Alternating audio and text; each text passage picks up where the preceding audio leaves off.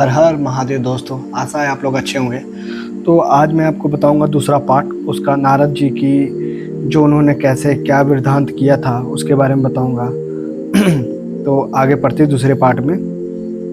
वह सब सुनकर भक्त वत्सल भगवान शंकर ने नारद जी से, जो अपनी शिव की ही माया से मोहित होने के कारण काम विजय, इस प्रकार बहुत कुछ कहकर संसार की सृष्टि करने वाले भगवान रुद्र ने नारद जी की शिक्षा दी। अपने वृत्तांत को गुप्त रखने के लिए उन्होंने समझाया बुझाया, परंतु वो तो शिव की माया से मोहित थे, इसलिए उन्होंने उनकी दी हुई शिक्षाओं के अपने लिए हित नहीं माना। दांतर मुनि रोमित नारद ब्रह्मलोक में गए। वहां ब्रह्मा जी को नमस्कार करके उन्होंने कहा, पिताजी, मैंने अपने तपोबल से कामदेव को जीत लिया है। यही वह बात सुनकर ब्रह्मा जी भगवान शिव के चरण वंदना का चिंतन किया और सारा कारण जानकर अपने पुत्र यह सब कहने से माना किया।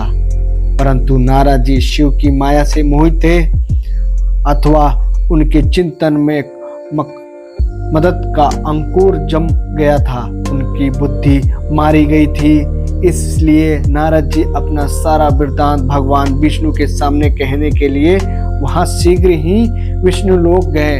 और नारद मुनि आते देखकर भगवान विष्णु बड़े आदर से उठे और शीघ्र ही आगे बढ़कर उन्होंने मुनि को हृदय से गले लगा लिया। मुनि के आगमन मन क्या हेतु है, इसका उन्होंने पहले ही पता था।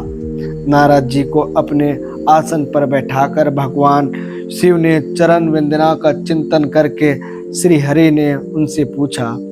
भगवान विष्णु बोले, तांतः तथा कहाँ से आते हो? यह इसलिए तुम्हारा आगमन हुआ यहाँ पे। मुनि सर्वश्रेष्ठ, तुम धन्य हो, तुम्हारे शुभ मगन से मैं पवित्र हो गया। भगवान विष्णु यह वचन सुनकर गर्व से भरे हुए नारद मुनि ने मोहित होकर अपना सारा वृत्तांत बड़े अभिमान के साथ कहकर सुनाया। नारद मुनि वह अहंकार युक्त वचन सुनकर मन ही मन भगवान विष्णु ने उनकी काम विजय की अर्थात कारण को पूर्ण रूप से जान लिया। तत्पश्चात श्री विष्णु बोले, मुनि सर्वश्रेष्ठ, तुम धन्य हो, तपस्या तो भंडार ही हो, तुम्हारा हृदय भी बड़ा उद्धार है। मुनि, जिसके भीतर भक्ति ज्ञान और वैराग्य नहीं होता, उसके मन में समस्त दुखों का देने वाला काम मोहित आदि विकार शीघ्र ही उत्पन्न होता है।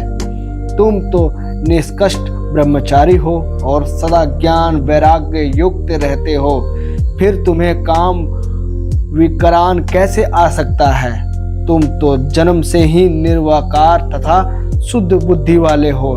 श्री हरि कही हुई ऐसी बातें सुनकर मुनि रोमित नारद जोर जोर से हंसने लगे और मन ही मन भगवान को प्रणाम करके इस प्रकार बोले।